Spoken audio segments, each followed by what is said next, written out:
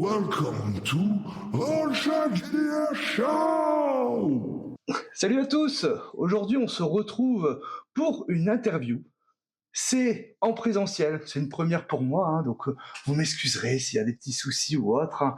Mais bon, dans tous les cas, je suis très content d'être avec Fred, qui va nous parler de Argiropé. Salut Alchad, salut tout le monde, hein. Merci de venir nous écouter et j'avoue que c'est moi aussi une première de faire ça de cette manière. Donc Voilà. c'est une découverte pour toi et moi. Je suis très très content de pouvoir faire ça en ta compagnie ici au Schluckenspiel. C'est ça. C'est super. Oui. Et donc, on se retrouve pour que tu nous parles d'un nouveau financement participatif pour Argiropé. Mais avant peut-être de rentrer un petit peu tout ça, pour ceux éventuellement qui ne connaîtraient pas, qu'est-ce que c'est Argiropé? Bah écoute, c'est vrai que c'est important de resituer le contexte. Argiropé, c'est la première gamme, le premier jeu de rôle que j'ai écrit et pour lequel je me passionne depuis donc 2023, date à laquelle il y a eu le tout premier financement participatif. Argiropé, que vous voyez ici, c'est un jeu de rôle de Renaissance Fantasy, de type low fantasy même, c'est-à-dire qu'on va jouer dans un univers où il n'y a que très peu de magie, il n'y a pas de race monstrueuse, il y a des humains, quasiment uniquement des humains, des aventures qui vont être moins tournées vers la magie, même si celle-ci existe toujours, et le tout dans un cadre très proche de notre Renaissance européenne telle que c'était à l'époque de la Renaissance, voire même on va aller jusqu'au début du siècle des Lumières avec Argiropé. Je me permets un mélange, c'est pas de la Renaissance au sens strict du terme. Faudra m'excuser si je me permets de mettre dans le même scénario des montgolfières, des pianos et un matelas à plumes. Je mixe, voilà. Et donc on est sur de la Renaissance fantasy urbaine. Et c'est là le sel peut-être d'Argiropé, c'est qu'Argiropé ne se passe que dans la cité, dans la ville d'Argiropé, une cité franche, gigantesque, plus d'1 million d'habitants, qui est bâtie sur une immense colline et qui va être le cadre de toutes les aventures qui ont été publiées et qui vont être publiées au sein d'Argiropé. On est sur quelque chose qui pourrait rappeler à ceux qui connaissent peut-être de nom ou qui ont joué à l'époque, proche par exemple de ce Nightcrawler avec Samarand, les gigantesques villes, ou la Élite par exemple. Même si encore une fois, pas les mêmes influences, pas le même style de jeu, des règles différentes aussi. Le jeu a la particularité donc de se passer uniquement au centre, dans la ville, ainsi que dans la plaine qui est autour, jamais plus loin dans le reste du Grand Empire, qui est en fait une nation unifiée qui n'est pas beaucoup caractérisée. Pourquoi ? Parce que les joueurs ne sortent jamais, dans Argiropé, ne sortent jamais de ce cadre très restreint au final, pour des raisons qui sont propres au jeu. On en reparlera peut-être, ça fait partie des spécificités de l'univers. Et dernière chose, Argiropé, c'est un jeu qui se veut optimiste. On n'est pas dans quelque chose d'utopiste, dans le sens où tout est beau et merveilleux. On est simplement dans un univers qui mélange toutes les teintes de gris qui puissent exister. Tout n'est pas blanc, tout n'est pas noir, on n'est surtout pas dans la dark fantasy. On est plutôt sur un univers qui va mettre en avant l'humain, les relations humaines, l'art, la science, la philosophie, la religion, la loi, l'économie, etc. pour faire un terreau à des aventures. D'accord, ok. Ah oui, c'est vrai qu'on peut vivre beaucoup d'histoires finalement dans Argiropé. Et comme tu le disais, il y a une petite spécificité quand même qui a quand même son importance vis-à-vis de Argiropé, c'est que certains peuvent avoir les yeux rouges. C'est ça. Argiropé se démarque par exemple des deux exemples que je t'ai cités, Samarand et la Élite, ainsi que d'autres villes de jeux de rôle très connues, Lankhmar par exemple, par le fait qu'il y a des anathèmes propres à l'univers qui font partie des secrets d'Argiropé. Argiropé est un univers qui contient des secrets, qui ne sont pas donnés tels quels aux joueurs. Les joueurs n'en ont pas conscience quand ils débutent Argiropé. C'est au fur et à mesure qu'ils jouent qu'ils peuvent creuser sous le vernis de la société pour découvrir certaines choses. Entre autres, Argiropé est caractérisé par une, même deux grandes, ce qu'on va appeler malédictions, mais avec des gros guillemets, puisque c'est la manière dont le perçoivent les citoyens d'Argiropé. La première que tu as nommée, c'est le châtiment vermeil. C'est une propriété de l'univers qui fait que lorsque un être humain tue un autre être humain, volontairement ou non, son iris va se colorer en rouge. La coloration est progressive et on ne sait pas trop comment ça fonctionne. Est-ce que c'est au bout de 1, 2, 3 meurtres que ça se voit, ou au bout de 10, ou au bout de 20? Est-ce qu'on peut en guérir? Tout le monde pense que non, en tout cas. Et surtout, cette espèce de malédiction, on ne connaît pas l'origine. On sait quand elle est apparue au sein du jeu. Et elle caractérise maintenant les relations qu'il peut y avoir dans Argyropé. C'est-à-dire que la loi a dû se mettre au diapason de cette apparition du châtiment vermeil. Ce qui est intéressant, c'est quand on commet des meurtres, eh bien, vu que le personnage a les yeux rouges, la justice peut facilement simplement les récupérer dans la rue. Puisqu'en plus, la loi s'est adaptée. Il est interdit de cacher son visage, de porter des bécycles fumés, ce genre de choses. Donc, les assassins ne courent plus les rues. C'est même d'ailleurs, personne ne veut être assassin parce qu'on porte sur soi la marque de notre vilainie. Et ça change le rapport des joueurs au jeu. Puisque ce faisant, les joueurs, s'ils veulent commettre un acte meurtrier, ou même s'ils ne le font pas exprès, ils vont être marqués par ça. Et très rapidement, eh bien, ils vont se faire pourchasser par la milice, la garde, et ils vont se faire attraper. Et ensuite, qu'advient-il des personnes qui ont les yeux rouges dans Argyropé? Ça fait partie des rumeurs, des secrets et de tout ce qui est à découvrir. Donc globalement, là où je voulais en venir avec cette mécanique propre à Argyropé, c'est que tuer n'est pas forcément la meilleure des solutions. C'est la plus facile, la plus rapide dans le jeu de rôle, mais elle a un poids. Elle a un poids au sein du jeu et pour le personnage. Donc en fait, Argyropé vous propose d'explorer d'autres manières de régler les conflits en vous laissant toujours l'opportunité de tuer votre adversaire, mais ça va être la voie qui va vous perdre. Oui, fatalement. C'est vraiment. Et donc la deuxième grande particularité, qui est en fait liée au fait de ne pas pouvoir quitter Argyropé et ses environnements très proches, c'est la mélancolie. La mélancolie, c'est le mécanisme de jeu qui explique pourquoi on ne s'en va pas. C'est une sorte de... Alors ici, on va surtout parler de maladie mentale. Encore une fois, c'est le terme utilisé par les gens au sein du jeu. D'accord, oui. Et cette espèce de dépression qui va caractériser les habitants d'Argyropé, les Gyropéens, au fur et à mesure qu'ils s'éloignent et passent du temps loin de la cité. D'accord. Ils s'éloignent et de plus en plus deviennent tristes, déprimés, voire dépressifs. Et ça va aller jusqu'au suicide si jamais ils ne reviennent pas au sein de la cité, au bout de quelques temps. Et il y a des gens qui essayent de pousser le plus loin possible, les limites de leur santé mentale en essayant d'aller plus loin dans le reste de l'univers. Mais non, s'ils ne veulent pas avoir un destin fatal, ils sont obligés de revenir.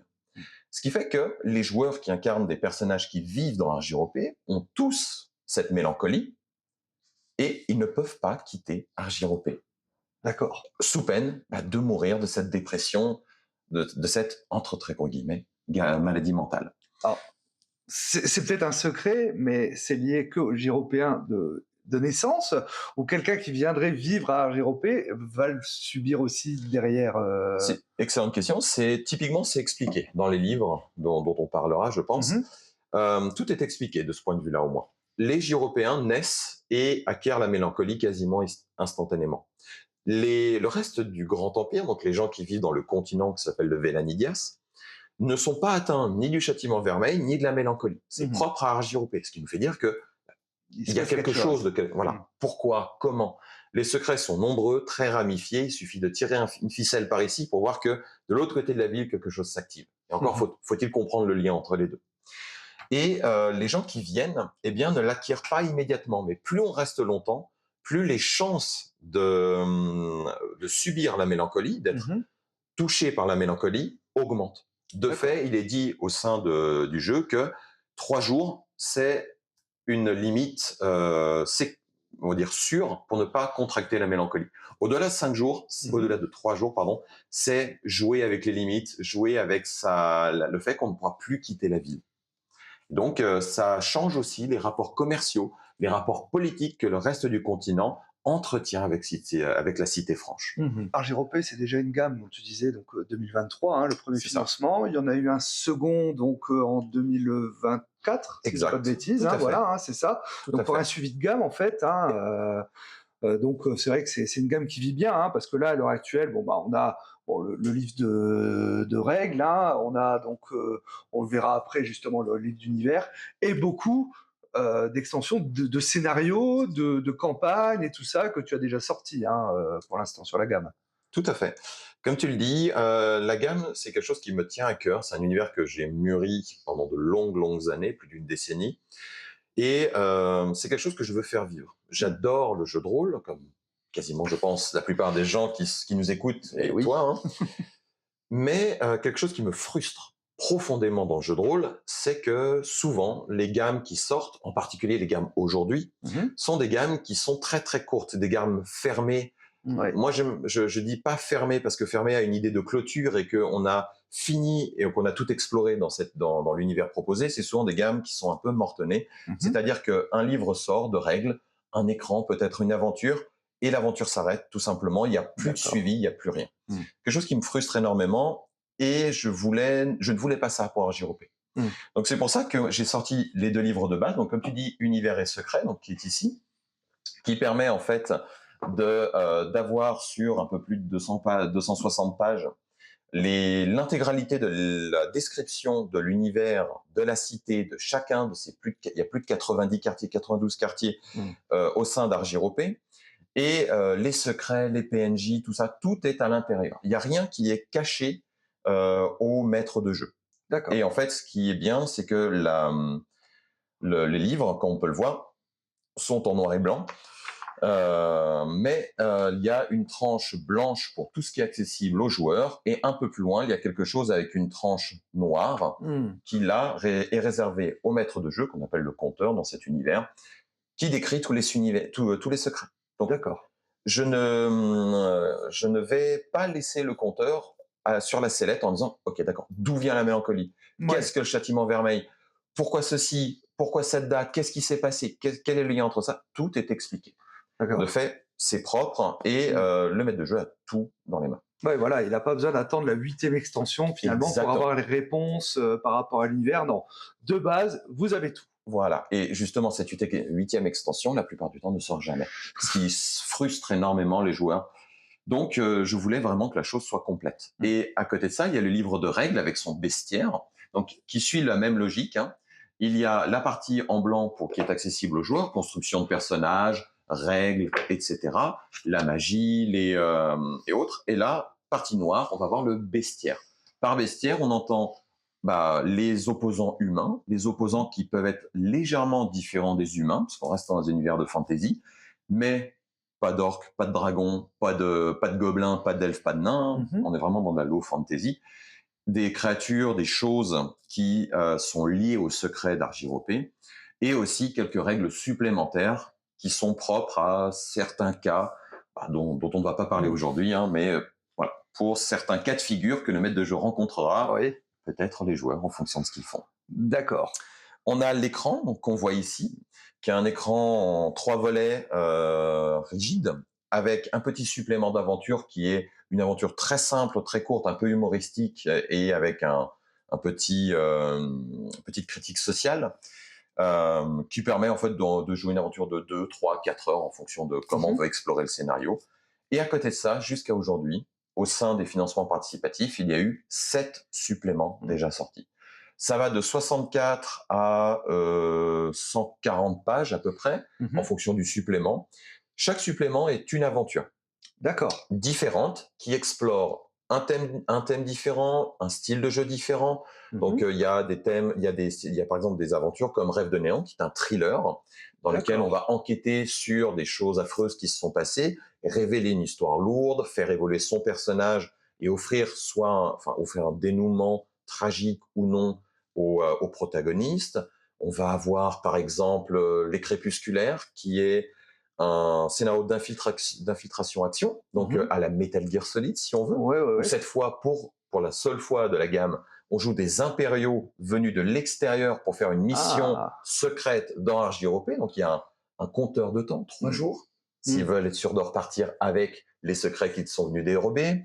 On a une campagne basée sur la politique, le déclin des idéologies. Mmh. On a beaucoup de choses, hein. On a une aventure qui est un drame, on a une aventure qui est une tranche de vie avec un petit côté enquête sur le devenir d'un personnage avec beaucoup d'émotions. Mmh. On explore un peu de tout. Et la suite de la gamme, eh bien, ce sera l'exploration d'autres thèmes, d'autres styles D'accord. de jeu. OK, ça marche, hein. C'est vrai que ouais, c'est une gamme qui vit bien avec une bonne petite communauté, hein, voilà. Tu as un Discord qui est assez actif, hein. Je vous mettrai le lien justement dans la description si jamais vous voulez le rejoindre. Ah donc c'est vrai que j'ai vu en plus tu as fait une FAQ là juste Mmh. dernièrement, tu as eu quand même pas mal de questions, Ouais, hein, ouais, ouais presque une et trentaine. pertinentes, hein, donc c'est vrai que moi, pour l'instant, j'ai joué une fois, à RGOP, hein, avec, Artémis, que je salue Mmh, justement, hein, qui est aussi, sur ton Discord, hein, tout à justement, fait. donc voilà, c'est elle qui m'a fait découvrir et j'ai beaucoup aimé. J'ai beaucoup aimé, hein, mais bon, voilà, ça, c'est des choses on en avait déjà parlé, on avait déjà fait une interview ensemble, on avait déjà vu, mais pourquoi on se retrouve aujourd'hui finalement, hein? C'est parce qu'il va y avoir un nouveau financement participatif. C'est ça. Tu as tout à fait raison. Financement participatif qui a lieu donc cette année, 2026, Mmh. du 24 février jusqu'au 14 mars, je crois. Mmh. À peu près 20 jours de financement participatif. Mmh. Et ce financement a pour but, comme le précédent, et s'il doit y en avoir un quatrième comme le prochain, proposer de faire continuer la gamme, de la faire Mmh. vivre Ouais. au travers de nouveaux suppléments. Le RJROP, eh bien, c'est quelque chose qui est, comme je te le disais, qui a été construit lentement, méticuleusement. Mmh. Et il y a pas de besoin de sortir des suppléments avec des règles additionnelles, avec du contexte sur le reste de l'univers, sur une nouvelle vie, puisque tout est déjà là. Mmh. Il y aura pas, je ne prévois pas de suppléments qui vont dans ce sens-là. Par contre, pour faire vivre un jeu de rôle, Faut des scénarios, voilà, faut des aventures, il faut des aventures. voilà. Donc, c'est vraiment ma ligne éditoriale, celle de Mmh. publier des aventures, des campagnes, pour faire vivre la communauté, vivre les joueurs, et peut-être toucher un public qui va être plus sensible à un scénario, je ne sais pas, Enquête, voilà, ou voilà. d'autres sur un drame, d'autres sur de la comédie. Moi, ça me permet de montrer qu'on peut tout jouer dans RJROP. Mmh. C'est une question qui m'a beaucoup été posée par le passé, au début, quand j'ai commencé à présenter l'univers, présenter le jeu. Qu'est-ce qu'on joue? Mmh. Et je disais, mais vous pouvez tout jouer. Ouais. Oui, mais on peut pas tout jouer. Enfin, je veux dire, ça, on est dans une ville. Bon, bah, qu'est-ce que je joue? Une campagne un peu marchande, une enquête éventuellement pour savoir qui a braqué la banque. Mmh. Tout à fait, c'est possible. Mais en fait, je montre que on peut tout à fait brasser des tas de thématiques, des tas de styles de jeu. Et 7 suppléments brassent quasiment 7 thématiques, styles de jeu différents. Et les deux nouveaux dont on va parler sont eux aussi centrés sur des Mmh. thématiques, des styles de jeu qui n'ont pas encore été faites dans RJROP et qui, je pense, peuvent plaire. D'accord. Ouais, bah, c'est vrai qu'on a, une belle gamme, hein. Donc dans ce financement, on va retrouver donc, un, un livre, donc ce sera le 8e, hein, si je Ouais, dis pas de bêtises, hein. Donc avec, du coup une grosse aventure dedans, hein, exactement. On va retrouver ceci et un peu plus. mmh. Le financement prévoit 2 suppléments à acquérir. Et à côté de ça, en fonction des paliers, des petites choses Mmh. supplémentaires, mais comme on va le montrer, en fait, tout est déjà prêt. C'est D'accord. l'un des sacerdoces que je me suis donné. Quand je fais un financement participatif, tout le matériel est déjà prêt pour l'impression, la fabrication. Mmh. Je ne prévois pas, et je pense ne jamais le prévoir, de pallier avec des nouvelles illustrations, un nouveau texte, des nouveaux machins et des nouveaux bidules, parce que ça a tendance à diluer dans le temps À retarder voilà, l'envoi, hein. exactement, ça retarde l'envoi, et puis on n'est jamais à l'abri ah bah tel illustrateur ne peut plus travailler avec ça, moi-même j'ai un problème personnel, j'ai plus le temps d'écrire. Mmh. Bon, soit. Alors je pars toujours du principe que tout est prêt, ou plutôt je pars du principe que je ne fais un financement participatif que quand Quand tout est c'est prêt. prêt. Et là, c'est le cas, encore une fois. 2 suppléments. Le supplément 8 qui s'appelle Radéville, donc on va découvrir ensemble dans très peu de temps, Oui, oui. et le supplément 9 qui s'appelle Loin de toute lumière. Mmh. 2 suppléments qui ont la particularité ici d'être accompagnés de quelque chose de plus. Ce quelque chose, c'est quelque chose, eh bien, ce sont premièrement des cartes. Mmh. Alors, bah là, on la découvre pour la première fois. Toi, tu l'as découverte il y a quelques dizaines de minutes. C'est ça. Et les personnes qui vont suivre la vidéo vont probablement aussi la découvrir. On a ici l'une des cartes qui a été réalisée par Guillaume Tavernier et qui montre la cité d'Argyropé. C'est quelque chose qui m'a été énormément demandé au sein de ma communauté Discord, à savoir que il y a des cartes dans le livre de base qui montrent la cité et quartier par quartier qui les décrit. Néanmoins, on est sur des cartes qui sont faites en noir et blanc avec une résolution relativement petite, c'est du A4, et il n'y a pas de couleur et ça manque en fait autour d'une table de devoir d'avoir quelque chose qui nous permet de ne pas ouvrir un livre et de compulser le livre. Et la communauté était très très demandeuse d'une belle carte en couleur grand format.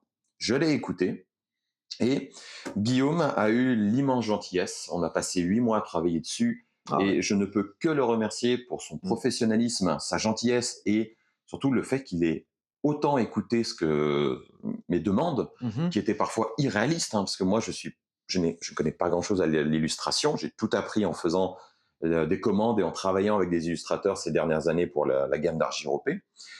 J'ai tout appris en fait comment ça fonctionnait. J'avais des attentes, des demandes qui étaient irréalistes d'un point de vue d'illustration. Donc ce qui est vachement bien, c'est qu'il a sans arrêt il me disait oui, mais voilà, on s'assoit et on fait les choses un peu plus proprement. Moi, j'ai ajouté toute ma créativité, mon souci du détail, et ça nous fait des cartes qui sont, je trouve, magnifiques. On a l'une des cartes ici qui est présentée. On montrera le reste des cartes plus tard, mais qui sont toutes les cartes de la cité, qui sont des réactualisations en couleur beaucoup plus détaillées de ce que l'on trouve dans le livre de base. Ce qui est vachement bien, c'est qu'avec ça, on peut jouer autour de la table, la carte est là, et on se situe dans le quartier du port fluvial, on doit aller au Fourbuis, puis partir au Morne-Notaire, et on sait que si on veut monter à Creux-Lavigne, on voit la succession des quartiers. On a aussi au sein de cette carte, des autres en fait, on a donc bien sûr la légende avec des pastilles qui sont à la fois colorées et géométriquement différentes pour aider les personnes qui ont des problèmes avec les couleurs, pour bien voir les couleurs. Et en plus, le travail qui a été fait, qui est très minutieux, c'est que les quartiers ont visuellement des propriétés, des toits de couleurs différentes, des débris, de la verdure. On comprend facilement en fait quel quartier est riche, quel quartier est pauvre, quel quartier est tourné vers l'agriculture, quel quartier est tourné vers ceci, cela, les monuments importants qui sont tous présentés. Donc ça donne en fait, je trouve, un plus notable pour les aventures. On se situe beaucoup mieux. Ah bah oui. Donc ça, c'est l'une des 2 choses qui vont apparaître dans le financement, qui vont accompagner le supplément numéro 8, dont on va parler. La deuxième, ce sont des pins argentés. Alors, tout de suite, moi, je vais couper l'herbe sous le pied à ma propre personne quand je disais à l'époque que les goodies, c'est pas pour moi, Argyropé. J'ai pas envie de vous faire une tasse à café Argyropé ou un t-shirt Argyropé. Je trouve que le monde du jeu de rôle est malheureusement très cher aujourd'hui, pour des raisons qui lui sont propres. Et je suis un petit indépendant, je fais tout en autodistribution, je fais tout avec des illustrateurs que j'engage sur mes propres fonds. J'ai pas envie de vous faire payer plus, et je préfère me focaliser sur la qualité, sur l'écriture, sur les aventures. Donc, pourquoi est-ce qu'ici il y a des pins qui apparaissent, qu'on va vous montrer aussi? Eh bien, pour une bonne et simple raison, c'est que tout cela est lié à la carte. Lorsque l'idée m'a été suggérée très très fortement et très aimablement par mon Discord de faire une carte, eh bien, je me suis dit d'accord, mais je vous fais une carte, je vous propose une carte, une belle carte de la ville, et je fais quoi? Je vous la plie, je vous la mets dans une enveloppe, et c'est tout. C'est un peu triste. Je veux dire, c'est sympa, mais ça manque de quelque chose. C'est un cadeau, mais qui n'est pas emballé, je trouve. Et donc, je me suis dit immédiatement, bon, j'ai une carte, c'est de la cartographie. Cartographie, une cité qui est connue pour, en tout cas qui se veut très complexe, très riche, très dense, qui est sur la colline, mais dans la colline aussi. L'une des cartes montre les quartiers intérieurs. Bah oui. Cartographie, milieu urbain, exploration urbaine, urbex. Et en fait, j'ai décidé de créer un supplément entier, le 8e, qui s'appelle Rats des villes, puisque les joueurs incarnent des rats des villes, c'est-à-dire des explorateurs urbains, des cartographes urbains, qui ont pour vocation de fouiller la ville de fond en comble pour découvrir des quartiers enfin pas des quartiers, mais découvrir des rues qui ont été abandonnées, cartographier les changements urbains, la topographie qui change avec l'ouverture de certaines routes, l'effondrement d'une maison ici, vérifier l'état des bâtiments historiques, noter leur dégradation, voir comment la ville peut s'agrandir à tel endroit, les quartiers, chaque quartier ayant son propre, en tout cas ayant chaque quartier ayant sa propre petite localité de règles, de lois qui sont ensuite chapeautées par l'État, peut très bien s'agrandir, grignoter un autre quartier en accord avec celui-ci. Il peut y avoir des constructions, une déviation d'une rivière, et ainsi de suite.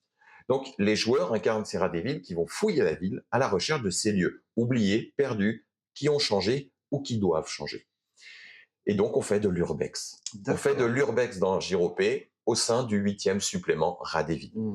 Et Rats des villes propose d'ailleurs, entre autres, durant sa toute première mission, d'acquérir dans le jeu les nouvelles cartes d'Argiropé, qui sont les cartes publiées officiellement par l'État dans l'année dans laquelle on joue, l'an 502. Et donc, en fait, les cartes sont acquises par les joueurs dans le jeu, logiquement. Et ces cartes vont être utilisées pour résoudre des énigmes dans le jeu, dans les aventures. Les aventures, donc, il y en a 6 au sein de Rats des villes, du supplément Rats des villes. Et ces 6 aventures sont indépendantes les unes des autres. On joue des Rats des villes dans 6 contextes différents. 6 fois dans JROP, mais à chaque fois pour une aventure différente. Mais elles ont tout un lien commun. Elles se passent dans le même institut de cartographie, qui a ses propres PNJ, qui ont leurs propres problèmes. Les joueurs sont des employés. Et s'ils veulent tout mêler dans une grande campagne, c'est possible. La campagne se joue au sein de l'Institut de cartographie. Donc, ça peut être abordé dans n'importe quel ordre et faire un scénario et jamais les 5 autres, ou le 6e, puis le 1er, puis le 3e, on ne fait pas le reste, ou alors on fait une campagne globale. Tout est à disposition des joueurs qui veulent plus ou moins s'investir là-dedans. Et les Rats des villes, comment est-ce qu'on les reconnaît dans JROP ?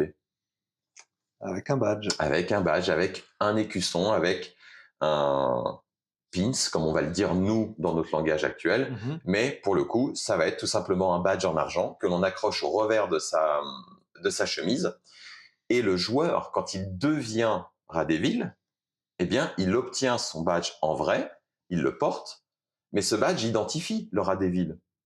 Donc si dans certains moments on ne veut pas être identifié pour une raison X ou Y, le joueur devra le cacher en physique. Oui. En fait, l'idée, c'est d'offrir un objet qui a un lien avec le scénario, qui est utile en jeu et qui peut avoir une interaction physique hors du jeu.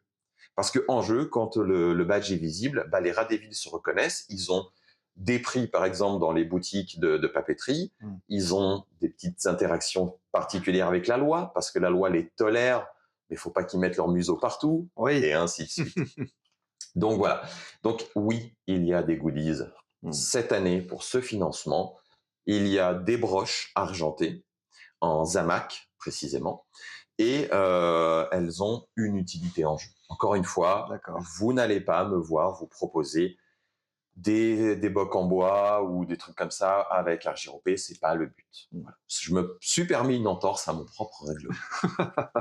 Et donc ça, c'est le premier supplément, le supplément Rats des villes, donc qui est hyper conséquent. On est sur 216 pages d'aventure. Donc c'est quasiment aussi gros que ça. Enfin on est à 240 pages, vous voyez un peu la taille. Un petit peu moins quoi. Mais voilà, un petit peu moins. Et il y a un autre supplément à acquérir qui s'appelle Loin de toute lumière, je t'en ai parlé.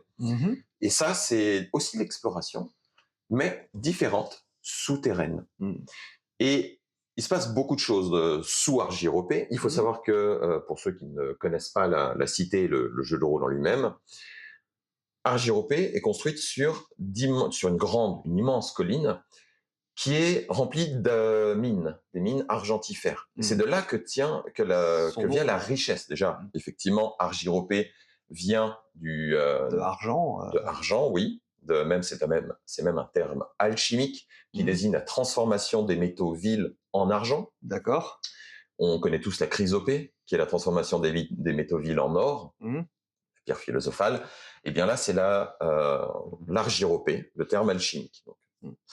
Et les mines argentifères, ont permis l'essor d'Argiropé et de la rendre très riche. D'où aussi l'essor intellectuel, scientifique, artistique. Et les mines, eh bien, au fur et à mesure, elles s'amenuisent en métal intéressant et il faut creuser de plus en plus profondément sous la terre. Les mines qui ne sont plus utilisées ont été reconverties en quartiers et on peut vivre dans les quartiers souterrains d'Argiropé. D'accord. Et contrairement à beaucoup de jeux de rôle, c'est pas parce qu'on vit dans ces quartiers, ces anciennes mines, qu'on est dans un endroit pauvre, insalubre, inculte. Non, pas du tout. Les quartiers, en tout cas ceux qui sont les plus proches de la surface, sont à l'image des quartiers extérieurs, très riches, foisonnants de vie, remplis de leurs propres spécificités, parce qu'il n'y a pas la lumière du jour.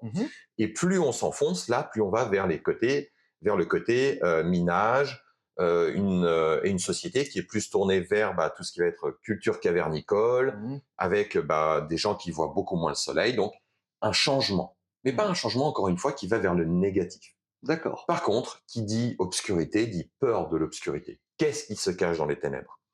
Et loin de toute lumière, c'est une aventure qui vous propose d'explorer les strates les plus lointaines d'Argiropé, là où l'obscurité est la plus présente, et où peut-être que quelque chose se cache dans cette obscurité.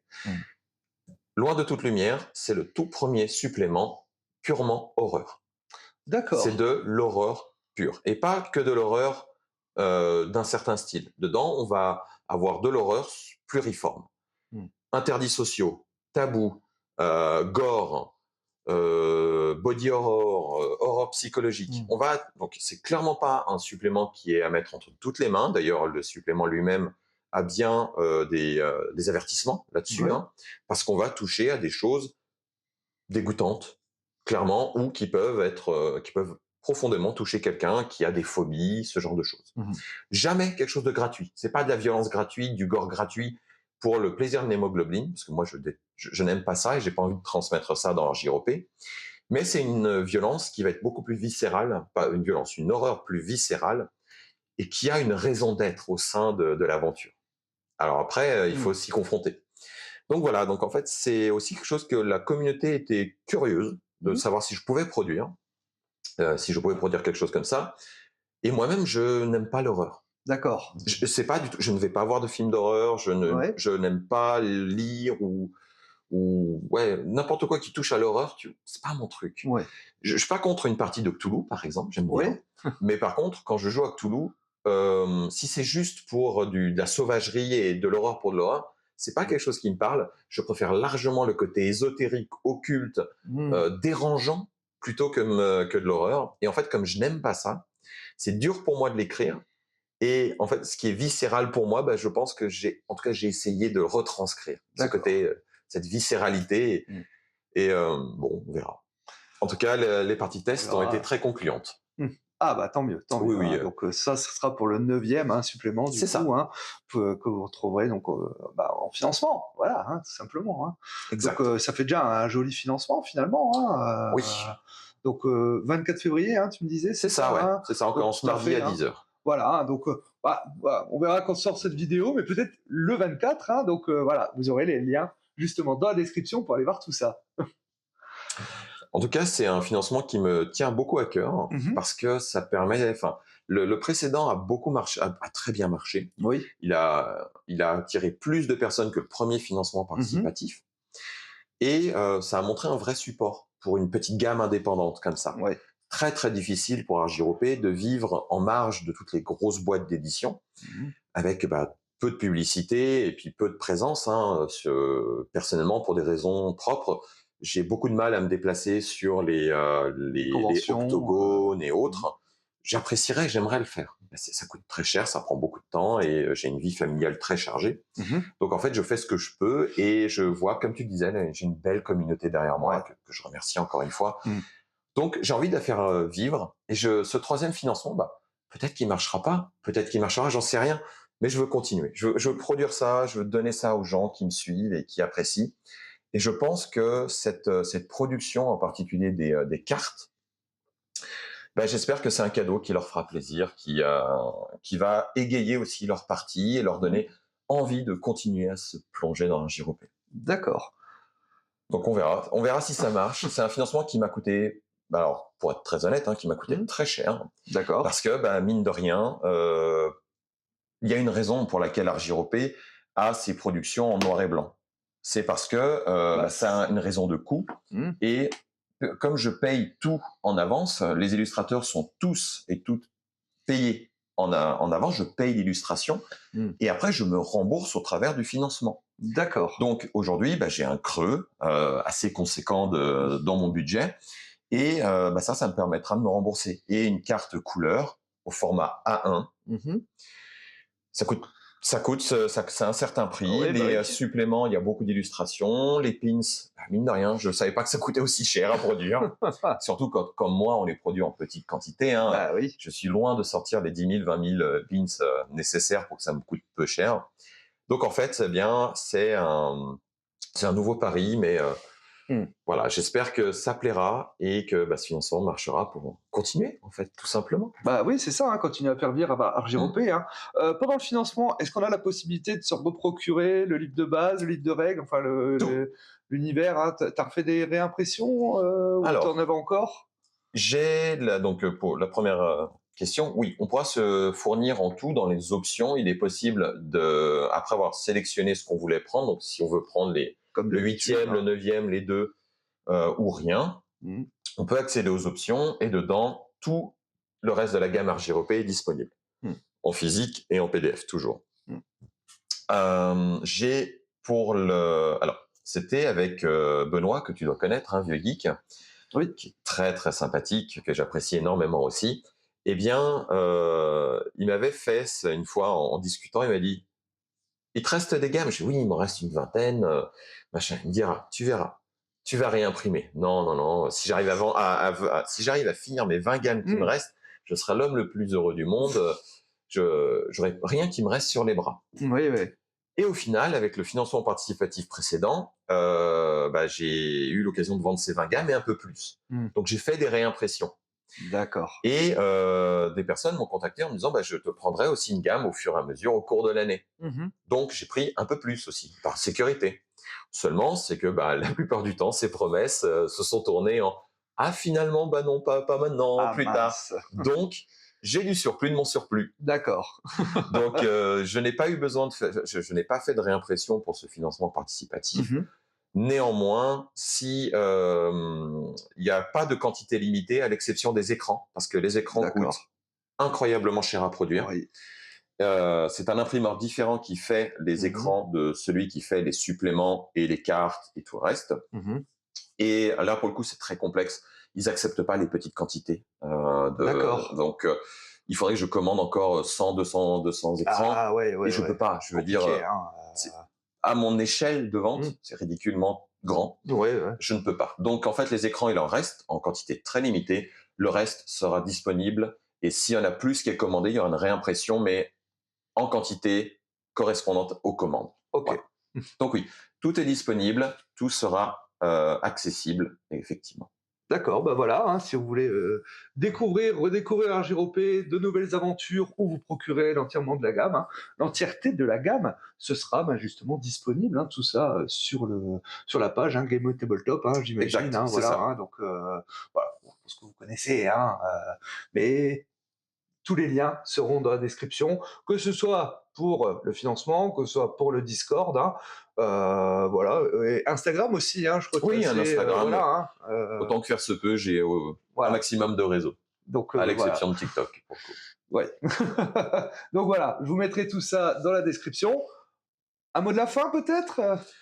Écoute, oui, avec plaisir. Je pense par exemple au devenir de la gamme. Mmh? Là, il y a un financement et j'ai déjà du matériel pour la suite. D'accord, Je suis très très loin d'avoir fini d'explorer Argiropé et surtout d'accord. d'avoir écrit toutes les aventures que je veux faire vivre. Mmh. Donc à savoir que là, on est sur le supplément 8, le supplément 9. Oui, Actuellement, le supplément 10 a été totalement écrit, totalement illustré. Il est en cours de test. d'accord. C'est une énorme campagne. Alors pour le coup, qui n'a rien à voir en quantité avec tout ce qui a été produit Mmh. précédemment. On est sur une campagne qui mêle économie, comme une campagne commerciale avec de l'occulte Mmh. et qui est en cours de jeu. Et clairement, c'est quelque chose qui est c'est très très gros. C'est une très grosse campagne Mmh. qui nous occupe là depuis déjà novembre. Donc nous, on tourne là en janvier. Hein, C'est ça. et je pense qu'on en a au moins pour 6 mois de jeu encore, sachant qu'on joue toutes les semaines pendant 3 heures au minimum. D'accord, OK. Voilà, pour vous donner une idée. Hein. Ouais, ouais, ouais. C'est une très très grosse campagne, donc Ah oui. celle-là viendra dans le futur. Ce sera la plus grosse campagne d'Argyropé. Très grosse, épaisse, longue, Mmh. avec un fil directeur et énormément d'évolutions, une quantité phénoménale de PNJ et un côté très bac à sable. On y reviendra en temps et en heure, bien sûr. Oui. Et au-delà, donc ça c'est le supplément 10 qui s'appellera à ruser, ruser et demi. Mmh. Et déjà, le supplément 11, tout le squelette de l'aventure est écrit. Mmh. Le supplément 12 est quasiment entièrement écrit et il a déjà été entièrement illustré Ouais. et testé. Mmh. Et le supplément 13, le squelette, est déjà là et j'ai déjà 2-3 petits trucs. Donc D'accord. voilà, l'idée c'est que j'ai encore du matériel, Mmh. je veux continuer à faire vivre la gamme et elle vivra.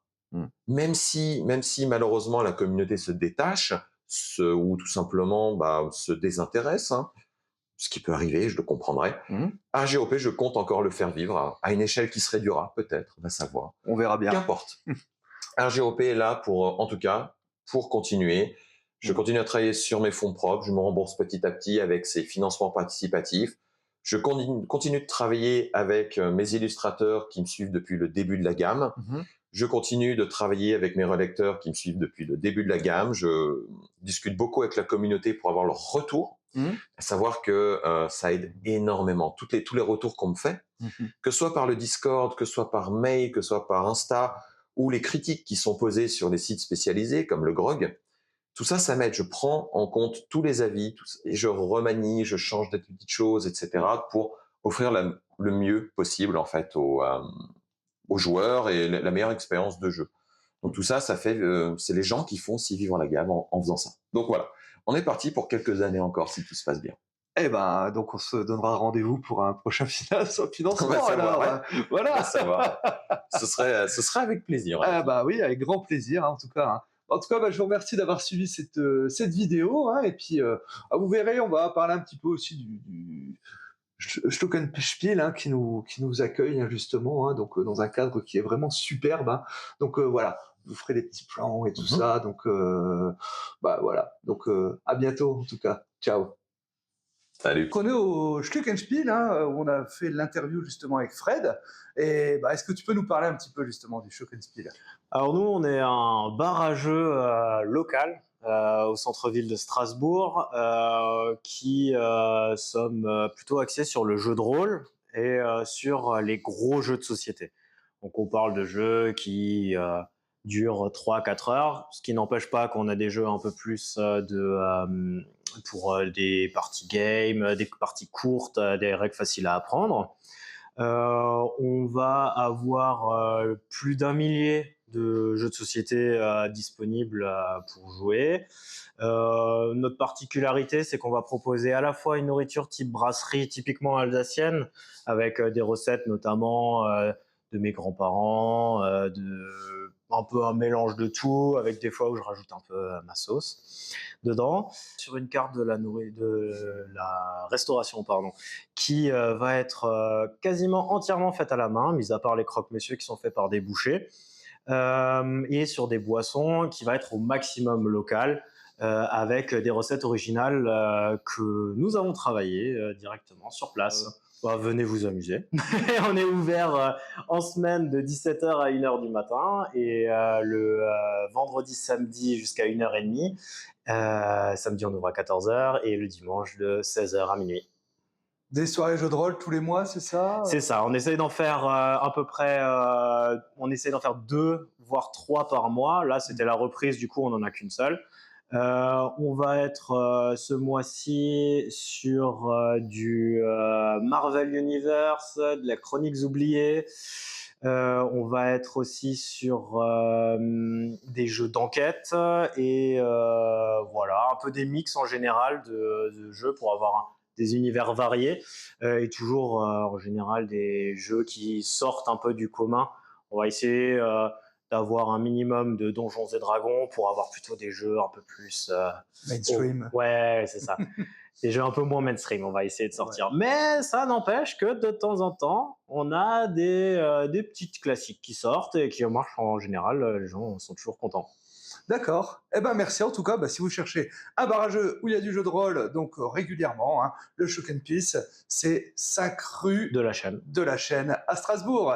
Merci beaucoup.